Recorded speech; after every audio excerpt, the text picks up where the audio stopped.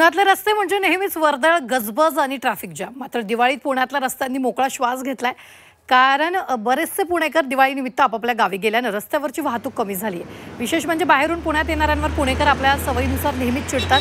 त्यांच्यामुळे वाहतूक कोंडी होते अशी तक्रार करतात. पण आता दिवाळीतील 4 दिवस पुणेकरांना त्यांच्या स्वभावानुसार निवांत प्रवास करता येणार. सध्या पुण्यातील रस्ते मोकळे झाले आहेत. पुण्यातील रस्त्यावर आज कुठेही ट्रॅफिक दिसत नाहीये. तर आणि याचाच जंगली महाराज रोडवरून आढावा घेतला आमचे प्रतिनिधी चंद्रकांत पुंदे यांनी.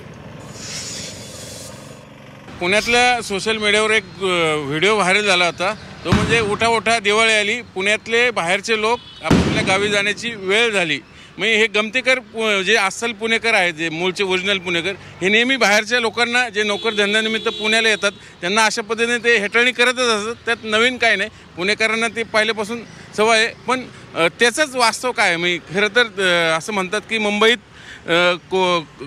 गणपतीच्या काळात चाकरमानी गावाला जातात, कोकणात जातात, आणि पुण्यातले जे बाहेरचे लोक आहेत पोटपाण्यानिमित्त म्हणजे नोकरी धंद्यानिमित्त पुण्यात राहिलेली मंडळी दिवाळीला आपापल्या गावाला जातात.